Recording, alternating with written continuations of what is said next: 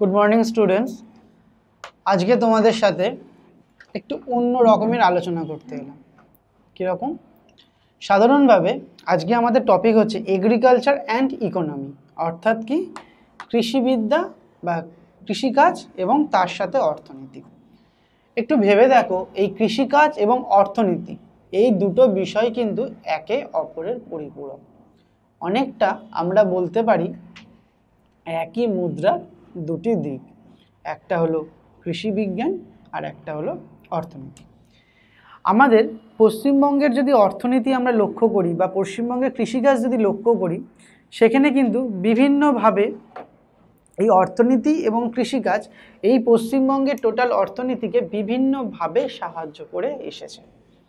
অর্থাৎ কীরকম এগ্রিকালচার কীরকমভাবে অর্থনীতিতে রূপান্তরিত হচ্ছে এবং এগ্রিকালচার থেকে কীরকমভাবে ইন্ডাস্ট্রি তৈরি হচ্ছে।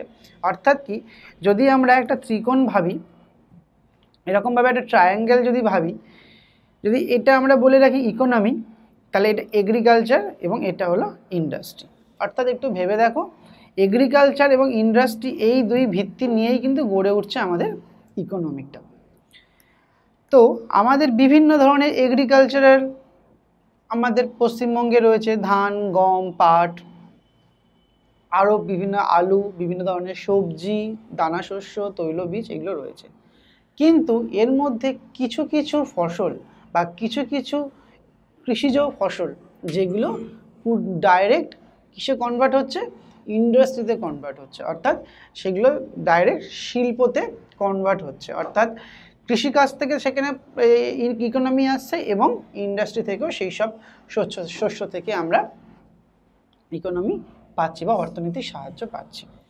তাহলে চলো আমরা একটু দেখে নিই এই যে importance of agriculture for industrial development. অর্থাৎ এই যে এগ্রিকালচার যে পার্টটা রয়েছে, এই এগ্রিকালচার পার্ট কীরকমভাবে আমাদের ইন্ডাস্ট্রিতে সাহায্য করছে।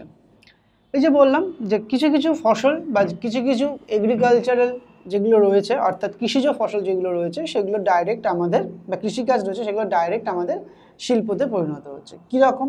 সুগার কেন, বিভিন্ন ধরনের পাট, চা, তারপরে বিভিন্ন ধরনের টেক্সটাইল, কটন বিভিন্ন ব্যাপার, এইগুলো কিন্তু ডাইরেক্ট বা বিভিন্ন ধরনের বনস্পতি রয়েছে যেগুলো পুরোপুরি ডাইরেক্ট কৃষি থেকে একদম ইন্ডাস্ট্রিতে পরিণত হচ্ছে। অর্থাৎ এরকম ধরনের বিভিন্ন যে জিনিসগুলো রয়েছে, বিভিন্ন যে কৃষিজ ফসলগুলি রয়েছে, তার মধ্যে আমি দুটো জিনিস নিয়ে আজকে আলোচনা করব। সেটা হলো পাট এবং চা। অর্থাৎ এই পাট চাষ কীরকমভাবে হচ্ছে এবং তা কীভাবে ইন্ডাস্ট্রিতে পরিণত হচ্ছে, এবং চা কীরকমভাবে তৈরি হচ্ছে এবং চা কীরকমভাবে ডাইরেক্ট ইন্ডাস্ট্রিতে পরিণত হচ্ছে। এই দুটো বিষয় নিয়ে কিন্তু আমরা আজকে আলোচনা করব। সাধারণত এছাড়া আরও যে কৃষিজ ফসলগুলো রয়েছে সেগুলো তোমাদের সাথে আগে আমি আলোচনা করেছি, সেগুলো অর্থনীতিতে সাহায্য করছে, সেগুলো ডাইরেক্ট অর্থনীতিতে সাহায্য করছে। যেমন ধান উৎপন্ন হচ্ছে, ধান উৎপন্ন হওয়ার পরে কী হচ্ছে, ধানের বিভিন্ন প্রসেসিংয়ের মাধ্যমে সেটা চালে পরিণত হচ্ছে এবং তারপরে সেটা ইন্ডাস্ট্রিতে যাচ্ছে। তৈলবীজ কেমনভাবে হচ্ছে, তৈলবীজ উৎপন্ন হচ্ছে কৃষি জমি থেকে এবং তারপরে সেটা ভাঙিয়ে তেল আসছে এবং সেই তেলটা ডাইরেক্ট ইকোনমিতে বা সেটা ডাইরেক্ট বিক্রি হয়ে যাচ্ছে। কিন্তু এই যে পাট এবং চা, এই দুটি ব্যাপার বা এই দুটি জিনিস কিন্তু একটু অন্য রকমভাবে আমাদের শিল্পতে সাহায্য করছে এবং শুধু শিল্পতে সাহায্য না, পশ্চিমবঙ্গ তথা ভারতবর্ষের শিল্প অর্থনীতিতে বিশেষ উল্লেখযোগ্য ভূমিকা কিন্তু গ্রহণ করে রয়েছে এবং চা এবং পাট, এবং পশ্চিমবঙ্গে তো বিশেষ করে, কারণ এই চা এবং পাট এই দুই কিন্তু পশ্চিমবঙ্গে খুব নামকরা কৃষিজ ফসল এবং সাথে সাথে ইন্ডাস্ট্রিয়াল ডেভেলপমেন্টে সাহায্য করছে। তো সাধারণভাবে যে role of agriculture sector in economic planning বা ইকোনমিক যখন প্ল্যান আমরা করছি, তার সাথে সাথে কিন্তু এই এগ্রিকালচার সেক্টরগুলো থেকে, কারণ এগ্রিকালচার হচ্ছে বেস, আমরা যদি বেসটা সঠিকভাবে না রাখি তাহলে কিন্তু আমরা সঠিকভাবে উপর দিকে যেতে পারবো না।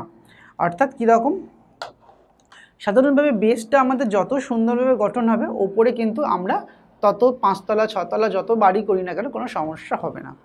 ঠিক সেরকমভাবে এগ্রিকালচারটাকে আমাদের সুন্দরভাবে তৈরি করতে হবে। যে কোনো এগ্রিকালচার যদি সুন্দরভাবে তৈরি করতে পারি তাহলে কিন্তু আমরা ইন্ডাস্ট্রিও আস্তে আস্তে ডেভেলপ করতে পারবো, কারণ অর্থনীতি ডেভেলপ হবে এবং অর্থনীতি ডেভেলপ হলে সেখান থেকে আস্তে আস্তে আমরা সেগুলোকে শিল্পে উন্নত করতে পারবো। তো তো তার মধ্যে প্রথম আমাদের চলে আসছে জুট প্রোডাকশন, অর্থাৎ কি পাট। এই যে পাট কাল্টিভেশন বা জুট প্রোডাকশন বা জুট কাল্টিভেশন কী ধরনের বা কীভাবে হয়ে থাকে সেই সম্বন্ধে একটু সাধারণ ধারণা আমরা এখন নেব।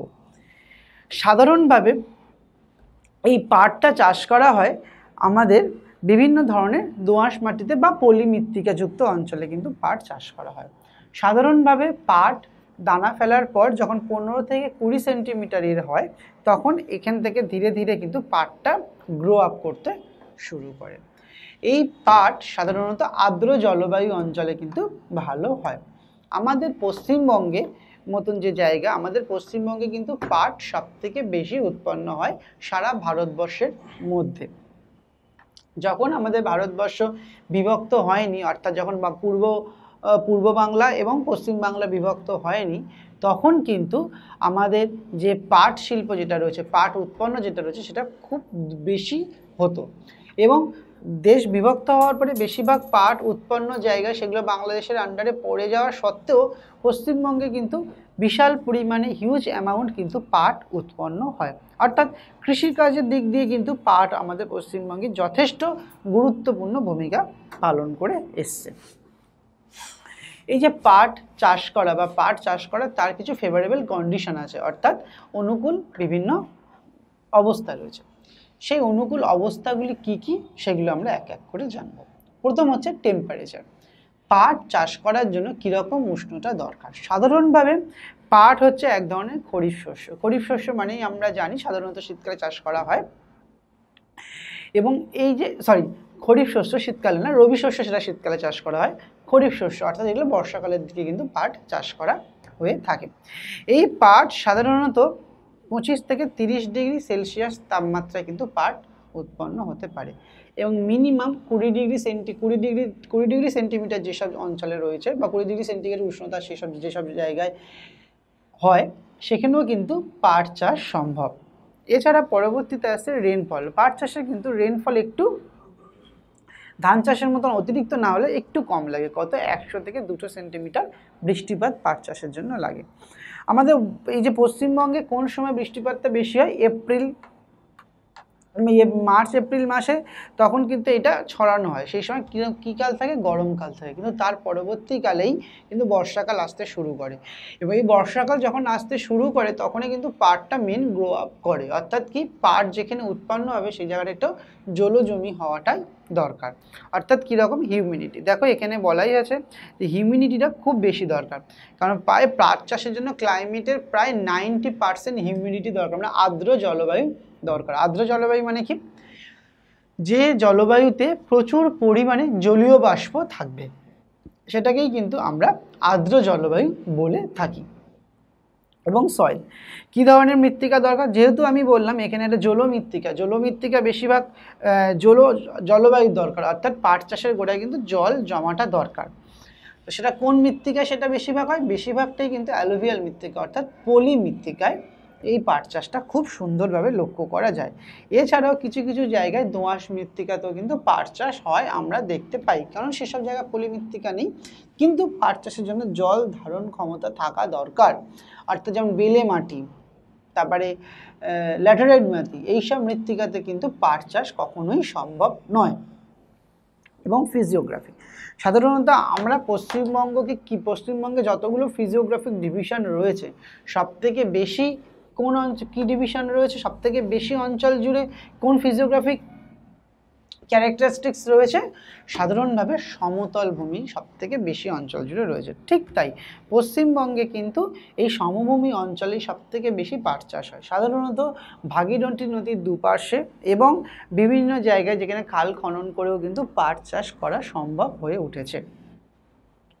এই যে পাট চাষের একটা নির্দিষ্ট ডিস্ট্রিবিউশন আছে, অর্থাৎ কি কোন কোন অঞ্চলে পাট চাষ ভালো হয় বা কোন কোন অঞ্চলে পাট চাষ হয়।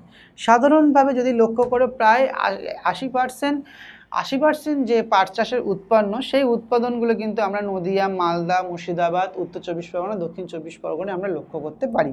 এছাড়াও পুরুলিয়া, মেদিনীপুর, দার্জিলিংয়ের কিছু অঞ্চলেও কিন্তু পাট চাষ আমরা লক্ষ্য করতে পারি। এই যে পাট চাষ বিভিন্ন অঞ্চলে হয় এর ওপর ডিপেন্ড করে সাধারণত 4টে ভাগে ভাগ করা হয়েছে। কোন কোন 4টে ভাগ? প্রথম ভাগটা হচ্ছে ভাগীরথী নদীর দুপার্শ্বে যে পাট চাষ অঞ্চলটা রয়েছে। এই ভাগীরথী নদীর দুপার্শ্বে যে পাট চাষ অঞ্চলটি রয়েছে সেই পাট চাষে সাধারণত পাটের বেশিরভাগটাই এখানে উৎপন্ন হয়ে থাকে। বেশিরভাগ এই অঞ্চলগুলি কোন কোন ডিস্ট্রিক্টের মধ্যে পড়ছে? সাধারণত হুগলি, হাওড়া, উত্তর চব্বিশ পরগনা, দক্ষিণ চব্বিশ পরগনা, মুর্শিদাবাদ, এই অঞ্চলগুলোতে কিন্তু সবথেকে বেশি পাট চাষ করা যাচ্ছে। এর পরবর্তীতে রয়েছে কেন্দ্রীয় অঞ্চল। কেন্দ্রীয় অঞ্চল বলতে এখানে সাধারণত 16% কাছাকাছি পাট উৎপন্ন হয়। এই অঞ্চলের মধ্যে কোনগুলো পড়ছে? উত্তর দিনাজপুর, দক্ষিণ দিনাজপুর, মালদা, এইসব অঞ্চলগুলো কিন্তু পাট চাষের মধ্যে পড়ে। এরপরে যেটা আসে সেটা হচ্ছে উত্তরাঞ্চল। উত্তরাঞ্চল বলতে কোনটা? একটু পশ্চিমবঙ্গের উত্তর দিকে যে অঞ্চলটি রয়েছে, অর্থাৎ এইখানে কি এখানে তিস্তা, তোর্ষা যে নদীগুলো রয়েছে তাদের যে পলি, সেই পলিগুলো দিয়ে সেই পলি অঞ্চলে যে পাট চাষ হয় সেটাকেই কিন্তু আমরা উত্তরাঞ্চলে পাট চাষ বলে থাকছি। সেই উত্তরাঞ্চলে পাট চাষে কোন কোন ডিস্ট্রিক্টগুলো পড়ছে? সাধারণত দার্জিলিং, জলপাইগুড়ি, কুচবিহার যে অঞ্চলগুলো, অর্থাৎ উত্তরবঙ্গের যে জেলা উত্তরবঙ্গের যে জেলাগুলো সেগুলো কিন্তু এই অঞ্চলের মধ্যে পড়ছে। এরপরে যে ক্ষুদ্র কিছু কিছু অঞ্চল, ক্ষুদ্র প্রধান অঞ্চল বলতে কিছু কিছু অঞ্চল রয়েছে, কিছু কিছু বিক্ষিপ্ত উপত্যকা রয়েছে যেখানে সেই বিক্ষিপ্তভাবে কিন্তু পাট চাষ গড়ে উঠেছে, যেমন বাঁকুড়া, বীরভূম, পূর্ব বর্ধমান, তারপরে দক্ষিণ পশ্চিম অঞ্চলে পুরুলিয়ার কিছুটা অঞ্চল, এইসব অঞ্চলে বিক্ষিপ্তভাবে পাট চাষ কিন্তু গড়ে উঠেছে। অর্থাৎ একটু তোমরা লক্ষ্য করে দেখো, সারা পশ্চিমবঙ্গের সব ডিস্ট্রিক্টেই কিন্তু কম বেশি পাট চাষ হয়। সবথেকে বেশি সমভূমি অঞ্চলে লক্ষ্য করা যায়, আমাদের পূর্বে সমভূমি অঞ্চলে লক্ষ্য করা যায় এবং উত্তরে সমভূমি অঞ্চলে কিন্তু লক্ষ্য করা যায়। এছাড়াও আরও বিভিন্ন যে অঞ্চলগুলোর কথা বললাম সেখানেও কিন্তু অল্প বিস্তর পাট চাষ কিন্তু আমরা লক্ষ্য করতে পারি। অর্থাৎ পশ্চিমবঙ্গে পাট চাষ সবথেকে বেশি হয়, ভারতবর্ষের মধ্যে প্রথম স্থান অধিকার করেছে এই পাট উৎপাদনে আমাদের পশ্চিমবঙ্গ। এর পরবর্তীতে আসছে এই যে জুট বা পাট যে চাষ করা হচ্ছে, সেই চাষ করার জন্য কিছু নতুন নতুন কিভাবে উন্নত করা যায় সেটাও কিন্তু আমরা এখানে লক্ষ্য রাখতে চাইছি। কীরকমভাবে উন্নত করা যায়? সেই উন্নতগুলোর জন্য প্রথমত ডিমান্ডটা বেশি করতে হবে। অর্থাৎ কেমন? একটু তোমরা লক্ষ্য করবে, যদি কোনো জিনিসের চাহিদা আমরা সৃষ্টি করতে পারি তাহলে কিন্তু সে জিনিসটাকে সবথেকে বেশি আমরা উৎপাদন করতে পারবো এবং বিক্রি করতে পারবো। অর্থাৎ কীরকম? ইকোনমিকের ভাষায় কিছু কথা আছে যে সাধারণভাবে জনসাধারণ বা মানুষজন জানে না তাদের কি লাগবে, তাদের মধ্যে সেই চাহিদাটার সৃষ্টি করতে হবে। অর্থাৎ আমাদের এখন সবাই কিন্তু অ্যান্ড্রয়েড ফোন ব্যবহার করি বা অ্যান্ড্রয়েড ফোন আমাদের প্রত্যেকের কাছে প্রায় রয়েছে। এই অ্যান্ড্রয়েড ফোন কি প্রথম আমাদের ছোটোবেলায় যখন ছিলাম তখন কি আমরা সবাই অ্যান্ড্রয়েড ফোন ব্যবহার করেছি? আমরা সবাই অ্যান্ড্রয়েড ফোন ব্যবহার করিনি, আমরা নর্মাল কিপ্যাড ফোন ব্যবহার করতাম। পরবর্তীকালে কিন্তু অ্যান্ড্রয়েড ফোন এলো। অর্থাৎ কি এই অ্যান্ড্রয়েড ফোনে কী কাজ, কী চাহিদা সেগুলো কিন্তু আমরা প্রথমে বুঝতে পারিনি। আমাদের মধ্যে বিভিন্ন অ্যান্ড্রয়েড ফোনের কোম্পানি থেকে শুরু করে তারা কিন্তু এই চাহিদাটা আমাদের মধ্যে সৃষ্টি করেছে, তাই তো? যেমন এখন বর্তমানে স্যানিটাইজারের চাহিদাটা আমাদের মধ্যে সৃষ্টি হয়েছে, আমরা কিন্তু সবাই সেরকম ব্যবহার করতাম না। ঠিক সেরকমভাবে যদি জুটটাকে আমরা সেরকমভাবে ব্যবহারের উপযুক্ত করে তুলি, অর্থাৎ জুটের ব্যাগ, জুটের জামা কাপড়, জুট এসেনশিয়াল করে তুলি, জুটের বিভিন্ন রকম, অর্থাৎ কীরকম? জুট ইকো ফ্রেন্ডলি একটা ডিমান্ড। জুট ব্যবহার করলে সহজে কোনো জিনিস সহজে ছিঁড়ে যায় না, এই একটা ডিমান্ড। জুটের ভিতরে যদি জুটের যে ব্যাগ তার ভিতরে যদি একটা অন্যরকম আমরা লেয়ার লাগিয়ে দিই এবং সেই লেয়ারের মধ্যে যদি বলি এটা জল মানে ওয়াটারপ্রুফ, তাহলে কিন্তু আমরা এই জুটের ডিমান্ডটাকে ধীরে ধীরে বৃদ্ধি করতে পারবো। এছাড়াও একটা সাইকোলজিক্যাল ডিমান্ড রয়েছে যে এটা আমাদের দেশের জিনিস, এটা আমাদের রাজ্যের জিনিস, এই জিনিসটাকে আমরা বেশি করে ব্যবহার করতে চাই, তাহলে আমাদের রাজ্যেরই উন্নতি হবে। এইভাবে বিভিন্ন ধরনের ডিমান্ড সৃষ্টি করতে হবে। পরীক্ষার সময় তোমাদের কিন্তু ডিমান্ড নিয়ে অনেক MCQ আসতে পারে। কী ধরনের ডিমান্ডের জুটকে আমরা আরও বেশি ব্যবহার করতে পারি। এছাড়াও রয়েছে বিভিন্ন ধরনের ফেভারেবল কন্ডিশন, মানে আমরা তো সাধারণভাবেই জানি আমাদের যে ফেভারেবল যে কন্ডিশনগুলো রয়েছে, অর্থাৎ কি যে আমাদের ক্লাইমেটে আমরা যে জিনিসগুলো দেখলাম, পশ্চিমবঙ্গে যে ধরনের ক্লাইমেট সাধারণত কি উষ্ণ, আর্দ্র, ক্রান্তীয়, মৌসুমী জলবায়ু পণ্য আমাদের পশ্চিমবঙ্গ। অর্থাৎ কি আর্দ্র মৌসুমী জলবায়ু। তো আর্দ্র মৌসুমী জলবায়ু হওয়ার কারণে প্রচুর বৃষ্টিপাত এখানে হয় বর্ষাকালে, এবং সেই বৃষ্টিপাত কিন্তু পাটকে গ্রো করার জন্য কিন্তু খুব উপযুক্ত। এরপরে সয়েল। আমাদের পশ্চিমবঙ্গ যেহেতু নদী মাতৃক একটা রাজ্য, প্রচুর নদী রয়েছে, অর্থাৎ যেখানে নদী থাকবে সেখানে পলিমাটি বেশি হবে, এবং পলিমাটি যেখানে বেশি হবে সেখানে চাষবাস বেশি হবে। এবং পলিমাটিতে কোন চাষ বেশি হয়? আমাদের এই পাট চাষটা কিন্তু বেশি হয়। এছাড়াও তোমরা বলতে পারো পলিমাটিতে কিন্তু ধান চাষও কিন্তু অতিরিক্ত পরিমাণে হয়, কিন্তু পাট চাষের জন্য কিন্তু পলিমাটি খুব উপযুক্ত একটা মাটি। এছাড়াও ওয়ার্কার, অর্থাৎ প্রচুর শ্রমিক লাগে। অর্থাৎ কি পাট যখন চারা দানা ছড়ানো হলো, সেই চারাগুলো যখন বৃদ্ধি হতে শুরু করলো, সেখানে মেডিসিনস দেওয়া থাকে, পাট চাষ কাটতে হয়, কেটে পাট চাষকে কিছুদিন জলে ভিজিয়ে রাখতে হয়, তার জন্য প্রচুর শ্রমিক লাগে। এবং আমাদের পশ্চিমবঙ্গ এবং পশ্চিমবঙ্গের পার্শ্ববর্তী যে বিভিন্ন রাজ্যগুলি রয়েছে, বিহার, উড়িষ্যা, ঝাড়খণ্ড, এইসব অঞ্চল থেকে প্রচুর শ্রমিক কিন্তু আমাদের পশ্চিমবঙ্গে আসে এবং এই পাট চাষে কিন্তু অনেক সাহায্য করে থাকে। এর পরবর্তীতে যেটা আসছে সেটা হচ্ছে বিভিন্ন ধরনের প্রবলেম সৃষ্টি হচ্ছে বর্তমান দিনে এই পাট চাষকে কেন্দ্র করে। কী কী ধরনের প্রবলেম সৃষ্টি হচ্ছে? প্রথম হচ্ছে বিভিন্ন ধরনের প্রতিকূল পরিস্থিতি সৃষ্টি হচ্ছে। কীরকম ধরনের প্রতিকূল পরিস্থিতি? সাধারণভাবে আমাদের এই পাট চাষের জন্য জল অতিরিক্ত পরিমাণে হওয়া দরকার, কিন্তু বর্তমান দিনে জলবায়ুর কিছু কিছু পরিবর্তনের জন্য মৌসুমি বায়ু বিভিন্ন সময় বিভিন্ন টাইমে আসছে, এর ফলে কিন্তু পাট চাষে একটা ভীষণ ক্ষতি হচ্ছে। এই পাট চাষ কিন্তু লো কস্ট, অর্থাৎ কি যখন পাট চাষটা বাজারজাত করা হচ্ছে, বাজারে কিন্তু এটাকে বেশি দামে বিক্রি করা যাচ্ছে না। এই যেহেতু অল্প দামে বিক্রি করা হচ্ছে, সুতরাং শ্রমিকরাও অল্প টাকা পাচ্ছে, তাদের সেই মুনাফাটা সঠিকভাবে কিন্তু লাভ করতে পারছে না। এছাড়াও বিভিন্ন ধরনের অল্টারনেটিভ বিভিন্ন বস্তু সৃষ্টি হয়েছে। অর্থাৎ কি পাট সাধারণত একটু মোটা বস্তা হয়, তাই না? আগে ছোটোবেলায় একদম লক্ষ্য করে দেখো, পাটের আমাদের চালের বস্তা, ধানের বস্তাগুলো কিন্তু পাটের হতো। যত আধুনিক হচ্ছে সেসব বস্তাগুলো কিন্তু প্লাস্টিকের সৃষ্টি হচ্ছে, লাইলনের সৃষ্টি হচ্ছে, অর্থাৎ কি বিকল্প বিভিন্ন জিনিস সৃষ্টি হয়ে যাচ্ছে, সেটা পাটের চাহিদা কিন্তু কমে যাচ্ছে। এবং আমাদের বর্তমান দিনে যে কম্পিটিশান মার্কেট সৃষ্টি হয়েছে, সেই কম্পিটিশান মার্কেটে বিভিন্ন দেশে বিভিন্নভাবে আরও নতুন নতুন বিকল্প জিনিস সৃষ্টি হচ্ছে, যার ফলে কিন্তু পাট উৎপাদনে সমস্যা হচ্ছে। তো এই কম্পিটিশান মার্কেটের কারণে কিন্তু পাটের চাহিদা সঠিকভাবে কিন্তু সৃষ্টি হতে পারছে না। অর্থাৎ কি যেহেতু কম্পিটিশান মার্কেটে বিভিন্ন বিকল্প জিনিস সৃষ্টি হচ্ছে এবং বিভিন্ন দেশ বিভিন্নভাবে আরও নতুন নতুন হালকা টাইপের পাটের বিকল্প কিছু জিনিস বার করে ফেলছে, যার প্রভাবে কিন্তু পাটের যে চাহিদা সেটা কিন্তু কমতে শুরু করেছে। কিন্তু বিভিন্ন ধরনের সলিউশনের ফলে এই পাটকে আমরা আরও বেশি পরিমাণে উৎপন্ন করতে পারি এবং চাহিদা সৃষ্টি করতে পারি। কীরকমভাবে? বিভিন্ন ধরনের গভর্নমেন্ট হেল্প, অর্থাৎ কি সরকার থেকে যদি পাট শিল্পকে বা পাট চাষিদেরকে বিভিন্নভাবে সাহায্য করা হয়ে থাকে, তারা কিন্তু এই পাট চাষকে সুন্দরভাবে আরও বেশি পরিমাণে উৎপাদন করতে পারবে। এবং এই যে প্রথমেই বললাম ডিমান্ড, এই চাহিদাকে বৃদ্ধি করতে হবে। মানুষ কীভাবে আমরা মানুষের সামনে পৌঁছে দিলে এই চাহিদাটা পারবে, সেটা কিন্তু আমাদের লক্ষ্য রাখতে হবে। এই যে বিভিন্ন ধরনের রিসার্চ সেন্টার খোলা হবে এবং কীভাবে উন্নত মানের পাট তৈরি করা যায়, উন্নত মানের পাটের বীজ এবং পাটকে আরও কত সুন্দরভাবে উন্নত করা যায়, সেটাও কিন্তু আমাদের লক্ষ্য রাখা প্রয়োজন। এবং বিভিন্ন ধরনের লোনের ব্যবস্থা করে দিতে হবে, যে লোনগুলোর প্রভাবে কৃষি সহজে অল্প ইন্টারেস্টে লোনগুলো রাখতে হবে, তার প্রভাবে যারা কৃষক রয়েছে তারা যেন লোনগুলো নিতে সঠিক চাষ করতে পারে, সেটা কিন্তু আমাদের লক্ষ্য রাখতে হবে।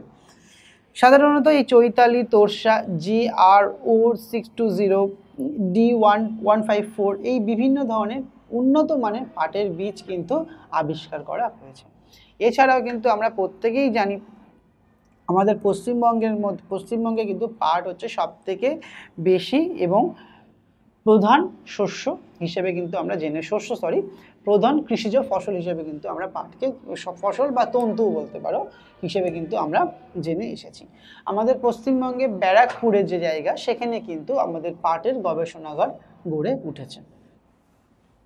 এরপরে আসছে জুট ইন্ডাস্ট্রি। জুট ইন্ডাস্ট্রি অর্থাৎ কি হলো? যেখানে পাট শিল্প গড়ে উঠবে। পাট শিল্প কীরমভাবে আমাদের গড়ে উঠলে, এই যে পাটটা প্রথমেই বললাম পাট হলো এক ধরনের কৃষিজ তন্তু।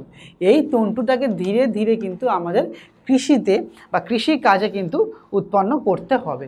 এই কৃষিকাজ থেকে কীরকমভাবে এগ্রিকালচারাল একটা জিনিস, এগ্রিকালচারাল তন্তু বা কৃষিজ ফসল হলো পাট, এবং এই পাটকে ধীরে ধীরে আমরা তন্তুতে রূপান্তরিত করে সেটাকে শিল্পে পরিণত করব। কীরকমভাবে পরিণত করব? সাধারণভাবে পাটের যে চাহিদা এবং পাটের যে গুণাগুণ এবং পাট যে অর্থনৈতিকভাবে সাহায্য করে সেইগুলোর ওপর ডিপেন্ড করে পাটকে কিন্তু বলা হয় সোনালী তন্তু বা গোল্ডেন ফাইবার। এই পাটকে বিভিন্নভাবে টেক্সটাইল ইন্ডাস্ট্রিতে কিন্তু ব্যবহার করে পাটকে আরও উন্নত করা যেতে পারে। সাধারণভাবে আমাদের পশ্চিমবঙ্গে প্রথম পাট চাষ বা পাটের যে শিল্প কারখানা বা পাট যে ইন্ডাস্ট্রি সেটা কিন্তু প্রথম তৈরি হয় কোথায়? প্রথম তৈরি হয় হুগলির রিষড়ায়। কত খ্রিস্টাব্দে? 1855 খ্রিস্টাব্দে প্রথম হুগলির রিষড়ায় কিন্তু আমাদের এই যে পাটের যে কল বা পাটের যে ইন্ডাস্ট্রি তা কিন্তু স্থাপন করা হয়। এবং পরবর্তীকালে এই যে 1855 খ্রিস্টাব্দ অর্থাৎ কি আমাদের স্বাধীনতা হওয়ারও প্রায় 90 বছর আগে কিন্তু এই প্রথম আমাদের পাটের যে কারখানা সেটা কিন্তু স্থাপন করা হয়। কাদের হাত ধরে? ইংরেজদের হাত ধরেই কিন্তু আমাদের এই পাটের কারখানাটা কিন্তু স্থাপন করা হয়। এবং পরবর্তীকালে 1945 সাল অর্থাৎ স্বাধীনতার সময় আমাদের এই টোটাল চটকল বা টোটাল পাটকল ছিল 112টি। পরবর্তীকালে সেটি কমে আসে 102টি এবং বর্তমানে সেই বর্তমান দেশে চালু পাটকল হচ্ছে 72টি। এবং পশ্চিমবঙ্গের হুগলির এই 72টি টোটাল পশ্চিমবঙ্গের পাটকল, এবং তার মধ্যে 56টি পাটকল হচ্ছে আমাদের হুগলি নদীর দুপাশে। আমাদের যে হুগলি নদী আছে তার দুপাশেই কিন্তু সবথেকে বেশি এই পাটকল আমরা লক্ষ্য করতে পারি। এই যে সাধারণত এই যে পাটকল গড়ে উঠেছে কেন? তার জন্য বিভিন্ন ধরনের ফেভারেবল কন্ডিশন রয়েছে। কেন পশ্চিমবঙ্গে বা হুগলি নদীর তীরেই কেন গড়ে উঠলো? দামোদরের তীরে কেন বেশি গড়ে উঠলো? তার কিছু পার্টিকুলার রিজন রয়েছে, সেগুলো নিয়ে কিন্তু আমরা এখন আলোচনা করব। সাধারণত আমাদের পূর্ববঙ্গে অর্থাৎ কি আমাদের পশ্চিমবঙ্গের যে পূর্ব দিকের অংশ বা দক্ষিণ পূর্বের অংশে কিন্তু পাট চাষকে বিশেষভাবে গুরুত্ব দেওয়া হয়েছে। অর্থাৎ কি এখানে পলিমৃত্তিকায় প্রচুর পাট তন্তু উৎপন্ন করা হতো, এবং পাট তন্তুগুলো অতিরিক্ত যেহেতু উৎপন্ন হতো সেটাকে আস্তে আস্তে কিন্তু ইন্ডাস্ট্রিয়াল কাজেও কিন্তু আমরা ব্যবহার করা শুরু করলাম। সাধারণত এর কিছু সঠিক কারণ রয়েছে, সেগুলো কি কি? প্রথম হচ্ছে হিস্টোরিক্যাল রিজন। হিস্টোরিক্যাল রিজন বলতে কি বোঝানো হচ্ছে এখানে? ঐতিহাসিক কারণ। ঐতিহাসিক কারণ অর্থাৎ কি?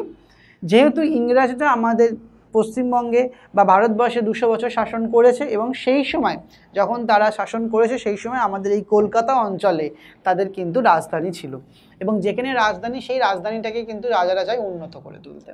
তো সেখানে প্রথম আমাদের এই ঐতিহাসিক কারণের জন্য, ঐতিহাসিক কারণ হচ্ছে আমাদের ইংরেজদের রাজধানী থাকার কারণে কলকাতায় কিন্তু পাট শিল্পকে ধীরে ধীরে গড়ে উঠেছে। সাধারণত 1855 খ্রিস্টাব্দে জর্জ আকল্যান্ড নামে এক ইংরেজের হাত ধরেই কিন্তু আমাদের এই পাট শিল্পের প্রথম গোড়াপত্তন করা হয় কলকাতায়।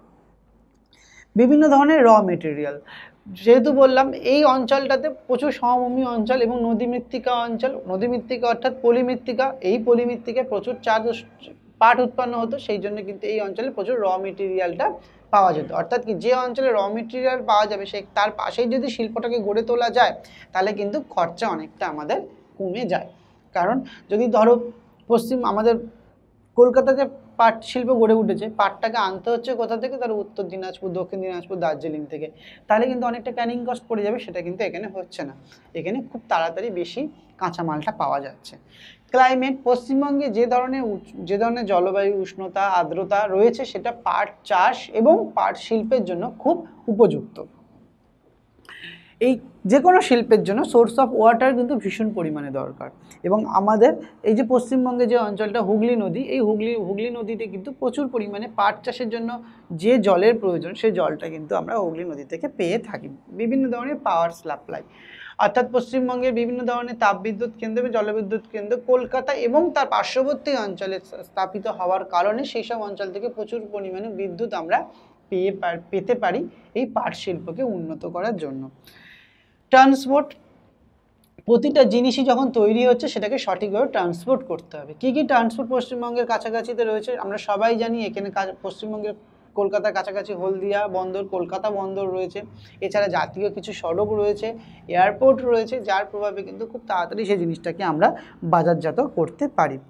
এছাড়াও এই যে ক্যাপিটাল, যে মেন যে মূলধনটা দরকার, প্রথমে এই পাট চাষের মূলধন কিন্তু শুরু হয়েছিল ইংরেজরা সেখানে ইনভেস্ট করেছিল, কিন্তু পরবর্তীকালে বিভিন্ন ধরনের ব্যাংক, বিভিন্ন ব্যবসায়ী কিন্তু এতে ইনভেস্ট করতে শুরু করে, কারণ এতে মুনাফা বেশি তারা লক্ষ্য করে।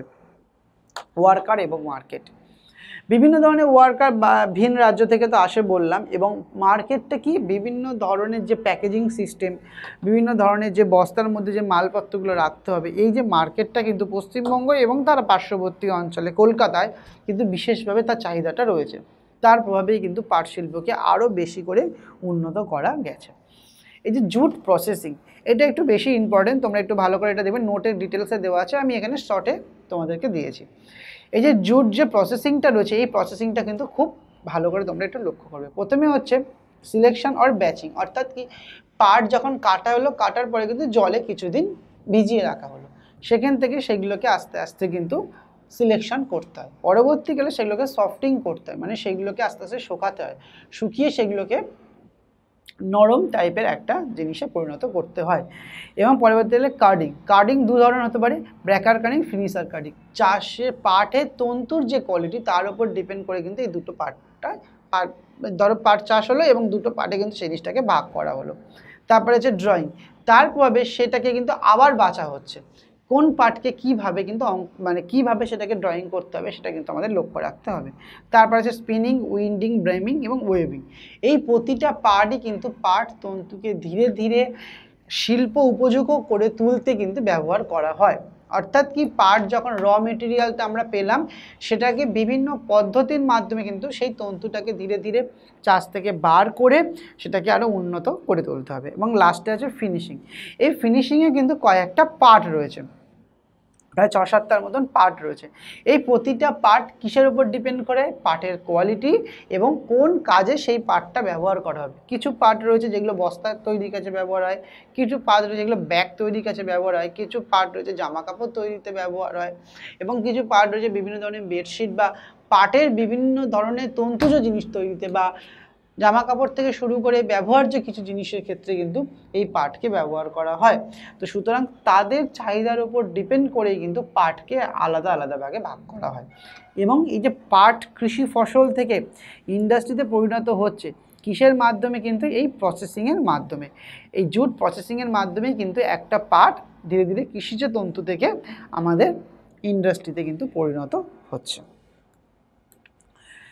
এই যে জুট ইন্ডাস্ট্রি কিছু প্রবলেম রয়েছে, সাধারণত র মেটেরিয়াল যতই আমাদের পশ্চিমবঙ্গর, যতক্ষণ না ভারতবর্ষ ভাগ হয়েছে বা পূর্ববঙ্গ এবং পশ্চিমবঙ্গ দুটো ভাগ যতদিন না হয়েছে ততদিন প্রচুর পরিমাণে আমাদের র মেটেরিয়াল আসতো বাংলাদেশ থেকে। এবং যেহেতু ভাগ হয়ে গেছে, বাংলাদেশের বিভিন্ন শিল্প গড়ে উঠেছে এবং সেখান থেকে কিন্তু যে পাটের কাঁচামাল সেটা আসা কিন্তু বন্ধ হয়ে গেছে, এবং সেটা কিন্তু অনেকটা ক্ষতির সৃষ্টি করেছিল আমাদের এই পাট শিল্পকে। এবং বিভিন্ন ধরনের যে মেশিন যেগুলো রয়েছে বা পাটের যে তন্তুগুলো রয়েছে, পাটের যে ইন্ডাস্ট্রিতে যে মেশিনগুলো রয়েছে, সেই মেশিন বা যন্ত্রাংশগুলো কিন্তু দেখো 1855 খ্রিস্টাব্দে স্থাপিত হয়েছে প্রথম, এবং তারপরে ধীরে ধীরে সেগুলো গ্রো আপ করেছে। তো সেই 100 বছর, 150 বছর, 200 বছরের যন্ত্রগুলো কিন্তু তাদের উৎপাদন ক্ষমতা ধীরে ধীরে কমে আসছে, তাদেরকে ম্যানুফ্যাকচার ঠিকঠাকভাবে করা হচ্ছে না, তাদেরকে সঠিকভাবে দেখাশোনা করে সেগুলোকে উন্নত যন্ত্রে ব্যবহার করতে হবে। এবং প্রথমেই বললাম একটা কম্পিটিশান মার্কেট সৃষ্টি হয়ে গেছে, সেই কম্পিটিশানের জন্য কিন্তু পাটকে সঠিকভাবে আমরা গড়ে তুলতে পারছি না। এইগুলো হলো আমাদের পাট শিল্প। দ্বিতীয় পার্ট আসছে চা প্রোডাকশন, অর্থাৎ কি, চা চাষ। এই চায়ের নাম শুনলেই কিন্তু আমাদের কিসের কথা মনে পড়ে, দার্জিলিংয়ের কথা মনে পড়ে। অর্থাৎ কি, আমরা সবাই জানি দার্জিলিংয়ে কিন্তু চা চাষ করা হয়। এবং এই যে চা চাষ, সবথেকে পৃথিবীর মধ্যে সুগন্ধি চা কিন্তু আমাদের এই দার্জিলিংয়ে কিন্তু আমরা পেয়ে থাকি। প্রথম চা চাষ শুরু হলো কবে, একটু যদি তোমরা পিছন দিকে তাকাও তাহলে প্রায় 1840 খ্রিস্টাব্দের দিকে। সেই সময় আমাদের ভারতবর্ষের ব্রিটিশ কাউন্সিলর যে ছিলেন সুপারিনটেন্ডেন্ট জন ক্যাপাবেল, তার নেতৃত্বে কিন্তু প্রথম আমাদের দার্জিলিংয়ে এই চা চাষ শুরু করা হয়। সাধারণভাবে বাণিজ্যিক ভিত্তিতে চা চাষ শুরু করা হয় 1855 খ্রিস্টাব্দে, এবং তার পরবর্তী খ্রিস্টাব্দে কিন্তু তার পরবর্তীতে দার্জিলিংয়ে ধীরে ধীরে কিন্তু এই চা চাষ শুরু হয়। শুধু দার্জিলিং না, দার্জিলিং তথা তার পার্শ্ববর্তী যে অঞ্চলগুলো রয়েছে সেই অঞ্চলে এবং পশ্চিমবঙ্গের পাশের যে রাজ্য আসাম, সেখানে কিন্তু চা চাষ ধীরে ধীরে আরও উন্নত হতে শুরু করে। সাধারণত পশ্চিমবঙ্গ এই চা উৎপাদনে ভারতবর্ষের মধ্যে দ্বিতীয় স্থান অধিকার করেছে। প্রথম স্থান অধিকার করেছে কে? প্রথম স্থান অধিকার করেছে কিন্তু আসাম। এই যে চা হচ্ছে এক ধরনের বাগিচা টাইপের ফসল, মানে বাগিচার মতনভাবে সৃষ্টি হয়। যদি তোমরা দার্জিলিংয়ের দিকে ঘুরতে যাও বা ডুয়ার্স অঞ্চলে ঘুরতে যাও, প্রচুর চা বাগান রয়েছে। অর্থাৎ কি, এরকম বাগিচা, ছোটো ছোটো বাগিচা, অর্থাৎ কত হাইট হবে, 2 থেকে 2.5 ফুট সেই চাপ গাছগুলো দেখতে হয় এরকম ঝাঁকড়া ঝাঁকড়া টাইপের, এবং সেখান থেকে পাতা তোলা হয়। তুলে সেই পাতাগুলোতেই বিভিন্নভাবে প্রক্রিয়ার মাধ্যমে কিন্তু সেই আমরা যে চা খাই সেই চায়ে কিন্তু পরিণত হতে পারে। সাধারণত চা পশ্চিমবঙ্গে কোন কোন অঞ্চলে বেশি লক্ষ্য করা যায়? দেখো, নর্থ বেঙ্গলে প্রায় কত 450টি টি গার্ডেন রয়েছে। মানে 450, অর্থাৎ কি প্রায় 450টি আমাদের চায়ের বাগান রয়েছে। কোন কোন অঞ্চলে? দার্জিলিংয়ে হিল অঞ্চল, তরাই অঞ্চল, ডুয়ার্স অঞ্চল। সাধারণত এই অঞ্চলগুলোতে কিন্তু বিশেষভাবে চায়ের বাগান আমরা লক্ষ্য করতে পারি। এবং এই যে চা চাষ করা হয়, সেই চায়ের চাষের জন্য বিভিন্ন ধরনের ফেভারেবল কন্ডিশন দরকার। সেই কন্ডিশনগুলো না হলে তো চা চাষ সঠিকভাবে হবে না। কি কি কন্ডিশন হওয়া দরকার সেগুলো আমরা একটু লক্ষ্য করি। সাধারণভাবে চা বেশিরভাবে খুব সবথেকে সুন্দরভাবে হয় কত থেকে কত ডিগ্রি উষ্ণতায়? 20 থেকে 30 ডিগ্রি সেন্টিগ্রেড উষ্ণতায় চা কিন্তু ভালোভাবে সৃষ্টি হতে পারে। এবং চা সবথেকে বেশি উষ্ণতা কত? 35, এবং সবথেকে কম কত? 10 ডিগ্রির নিচে যদি হয়ে যায় সেখানে কিন্তু চা সঠিকভাবে গড়ে উঠতে পারে না। বা 35 ডিগ্রি বেশি উষ্ণতা যদি চা সেই সব অঞ্চলে হয়, সেখানে কিন্তু চা ভালোভাবে গড়ে উঠবে না। রেইনফল চা চাষের জন্য যথেষ্ট বৃষ্টিপাত দরকার, প্রায় 150 থেকে 300 সেন্টিমিটারের মতন বৃষ্টিপাত কিন্তু দরকার। এই যে বৃষ্টিপাতটা হবে, আরেকটা জিনিস আমাদের মাথায় রাখতে হবে, চা চাষে কিন্তু চা গাছের গোড়ায় জল ঢালালে হবে না। এমন তুমি এই যে ডুয়ার্স অঞ্চল, তরাই অঞ্চল, দার্জিলিং অঞ্চল, সেখানে কিন্তু প্রতিটি ভূমি কিন্তু সমভূমি নয়, সেগুলো কিন্তু ভূমির একটা ঢাল থাকে। অর্থাৎ সেই ঢালে থাকলে সেই ঢালে চা চাষগুলো হলো এবং প্রচুর বৃষ্টিপাত হলো, জলটা গাছে যতটা দরকার নিয়ে নিল, এবং সেই জলটা কিন্তু পাহাড়ের ঢাল বেয়ে চলে এলো। সয়েল, কী ধরনের সয়েল দরকার? বিভিন্ন ধরনের মাউন্টেন সয়েল কিন্তু চা চাষের পক্ষে খুব উপযুক্ত। বিভিন্ন ধরনের সেই সব অঞ্চলে আয়রন, পটাশিয়াম চা চাষকে কিন্তু আরও সুন্দর করে গড়ে তোলে। এছাড়াও এই চা চাষের জন্য যে ল্যান্ড কিন্তু বললাম ঢালু ল্যান্ডের দরকার, যে ল্যান্ডে কিন্তু বৃষ্টি হবে এবং খুব তাড়াতাড়ি কিন্তু সে জলটা বেরিয়ে যাবে। ওয়ার্কার, চা চাষের জন্য কিন্তু প্রচুর শ্রমিক দরকার, মানে সেইগুলোকে তোলা, সেগুলোকে তুলে সংরক্ষণ করা, সঠিকভাবে সেগুলোকে আবার ইন্ডাস্ট্রি জায়গায় পৌঁছে দেওয়া, সেটার জন্য কিন্তু একটা বিশেষ গুরুত্বপূর্ণ ভূমিকা লাগে কাদের? শ্রমিকদের। এই চা চাষ কীরমভাবে করা হয় তার একটা মেথড রয়েছে। কি মেথড রয়েছে? আমি সাধারণভাবে তোমাদের একটু বলে রাখি। চা চাষ প্রথমে চা চাষ রোপণ করা হয় এবং তারপরে ধীরে ধীরে সেটাকে বাড়ার সময় দিতে হয়। ছোটো চা গাছ থেকে কিন্তু পাতা তোলা যাবে না। মোটামুটি 1 ফুট 2 ফুট হওয়ার পরে কিন্তু সেই চাটাকে কিন্তু সঠিকভাবে দুটো পাতাগুলো তুলে নিতে হবে। তুলে নিয়ে কিন্তু সেই পাতাটাকে সংরক্ষণ করে নিয়ে যেতে হবে। এই যে চা প্রোডাকশান, আমাদের পশ্চিমবঙ্গে কিন্তু চা ভীষণভাবে প্রোডাকশান হয়, মানে সবথেকে সুগন্ধি চা কিন্তু আমাদের এই পশ্চিমবঙ্গে কিন্তু আমরা পেতে পারি। এবং এই সুগন্ধি চায়ের ক্ষেত্রে কিন্তু সবথেকে বেশি সুগন্ধি চা আমাদের দার্জিলিংয়ের চা, এবং সবথেকে বেশি চা উৎপন্ন হয় কিন্তু আসামে। দ্বিতীয় হচ্ছে চায়ের পরিমাণের দিক দিয়ে, কিন্তু দ্বিতীয় হচ্ছে আমাদের পশ্চিমবঙ্গ। আমাদের যদি এখানে লক্ষ্য করতে পারি তাহলে এখানে চা চাষ প্রায় 450টি গার্ডেন রয়েছে। কত লাখ হেক্টর? প্রায় 3011 লাখ হেক্টর অঞ্চল জুড়ে কিন্তু এই চা বাগান রয়েছে। এবং এই চা বাগানগুলি 1961 থেকে 2003-04 ফলে এই চাগুলো কিন্তু আরও বেশি বৃদ্ধি পেয়েছে। এটা একটা ড্রয়িং ছিল, সেই ড্রয়িংটা আমি তোমাদেরকে দিইনি। ওকে, এর পরবর্তীতে যেটা আসছে সেটা হচ্ছে এই যে চা কোথায় কোথায় ভালো হয় তার একটা নির্দিষ্ট ডিস্ট্রিবিউশন রয়েছে। কোথায় কোথায় হয়? সাধারণত দার্জিলিং রিজিয়নে কোথায় কোথায় চা চাষ হচ্ছে? হ্যাপি ভ্যালি, তারপরে মাখারবাতি, সিংলা, নুরবাঙ্গা, রোহিরি এইসব ভ্যালিতে কিন্তু চা চাষ ভালো হচ্ছে। সাধারণ লোকেশনটা কোথায়? এটা হচ্ছে এই আমাদের দার্জিলিংয়ের যে হিল অঞ্চল, সেই অঞ্চলে কিন্তু এই জায়গাগুলো আমরা লক্ষ্য করতে পারি। তার পরবর্তীকালে আসছে ডুয়ার্স অঞ্চল, মাল, নাগারকাটা, কার্তিক, জয়ন্তী, হাসামারি এইসব অঞ্চলেও কিন্তু চা চাষ হচ্ছে, যেগুলো হচ্ছে ডুয়ার্স অঞ্চলের মধ্যে পড়ছে। সাধারণত হিমালয়ের পাদদেশ অঞ্চলে প্রায় 16 কিলোমিটার চওড়া অঞ্চলে, সরু যে 16 কিলোমিটার চওড়া ডুয়ার্স অঞ্চল, সেই অঞ্চলে কিন্তু চা চাষ আমরা লক্ষ্য করতে পারি। এর পরবর্তী তরাই রিজিয়ন, শিলিগুড়ি, গৌরবাং, জলপাইগুড়ি এইসব অঞ্চলেও কিন্তু চা চাষ হয়ে থাকে। এইসব কোন জায়গাটা? প্রায় western part of the river Teesta, অর্থাৎ আমাদের যে তিস্তা রিভার রয়েছে তার পশ্চিম অংশে বা পশ্চিম পাড়ে কিন্তু এই চা বাগানগুলো আমরা লক্ষ্য করতে পারি।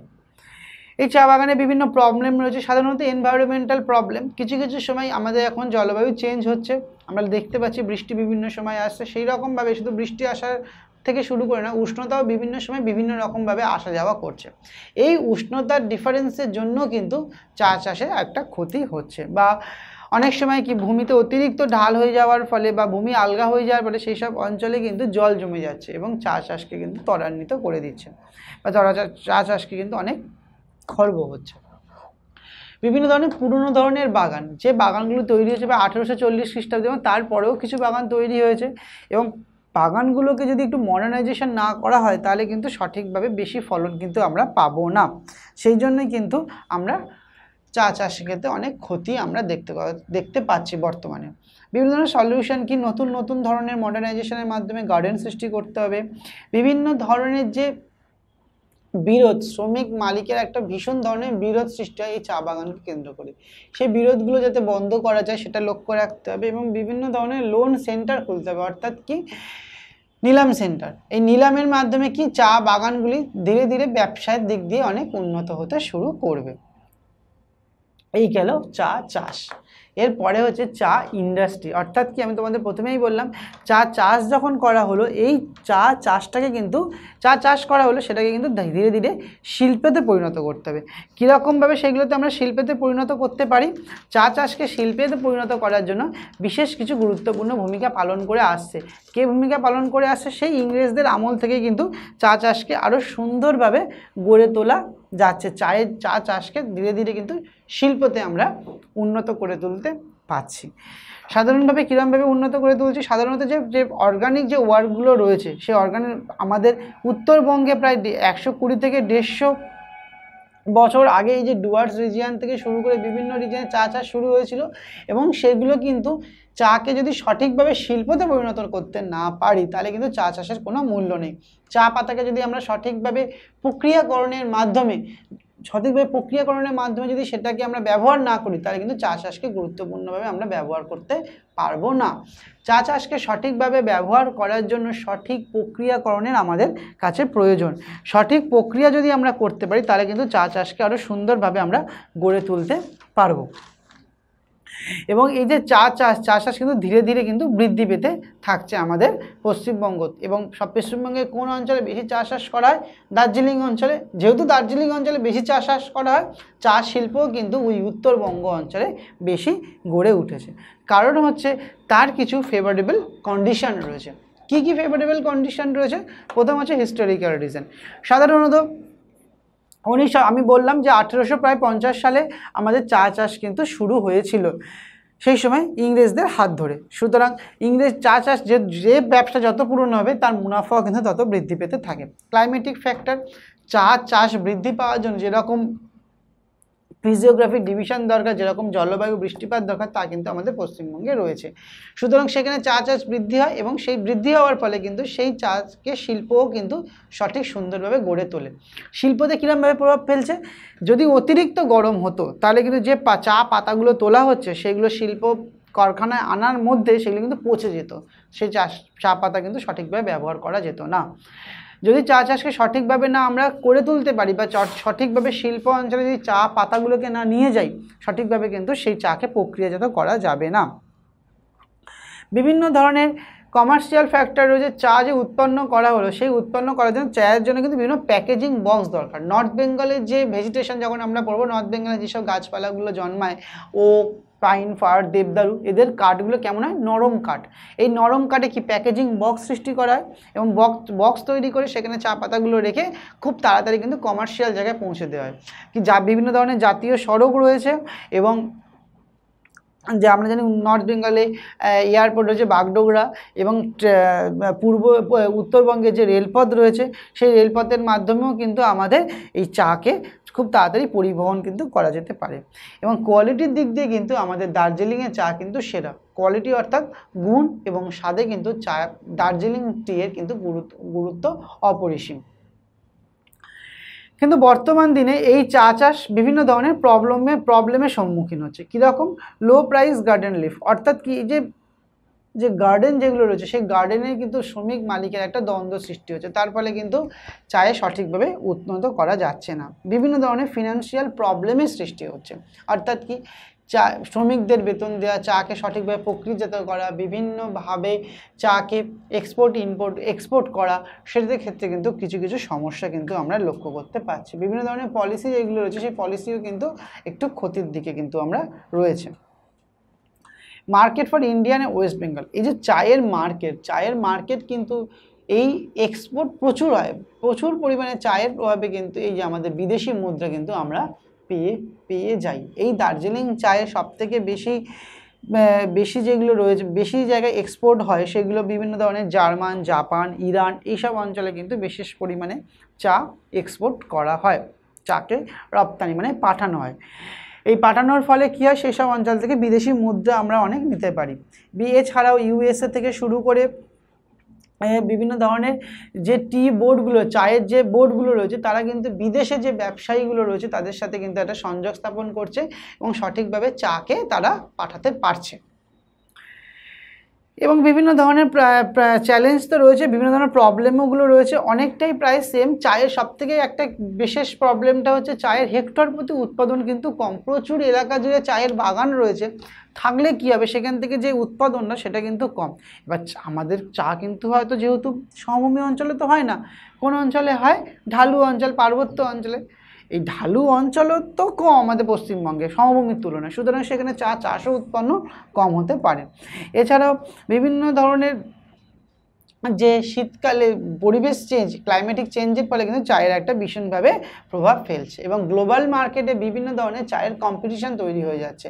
বিভিন্ন দেশে কিন্তু চা উৎপাদন ধীরে ধীরে বৃদ্ধি করছে, সেখানে কিন্তু আমাদের ভারতবর্ষ কিন্তু পিছিয়ে পড়ছে। কিন্তু তাও বর্তমানে দার্জিলিংয়ের যে চা তা সুস্বাদু ক্ষেত্রে পৃথিবীর সবথেকে অন্যতম জায়গায় রয়েছে। কিসের জন্য রয়েছে? এই যে সব পসিবিলিটির মধ্যে রয়েছে ডিমান্ড। দার্জিলিংয়ের চায়ের ডিমান্ড সবথেকে বেশি এবং চায়ের কোয়ালিটিকে ধীরে ধীরে কীরমভাবে বৃদ্ধি করা যায় সেটা কিন্তু আমাদের লক্ষ্য রাখতে হবে। বর্তমান দিনে চা চাষকে আরও বেশি উন্নত করার জন্য বিভিন্ন ধরনের সরকারি সাহায্য কিন্তু চায়ের গণের মালিকরা পেয়ে থাকে। এইগুলো হচ্ছে বিভিন্ন ধরনের চা চাষ, অর্থাৎ কি চা চাষও কিন্তু ধীরে ধীরে শিল্পেতে পরিণত হচ্ছে এবং আমাদের যে পাটও কিন্তু শিল্পেতে পরিণত হচ্ছে। এই দুটি ফসল বা এই দুটি কৃষিজ জিনিস, এই দুটি কৃষিজ তন্তু এবং কৃষিজ পাতা, সেইগুলো কিন্তু ডাইরেক্ট শিল্পতে পরিণত হচ্ছে। শিল্পে থেকেই এগুলোকে আমরা বেশি মুনাফা লাভ করতে পারছি, সেই জন্য আমরা এগ্রিকালচার অ্যান্ড ইকোনমির মধ্যে আমি এই পার্টটাকে রেখেছি। আশা করি সবাই বুঝতে পেরেছ। Thank you.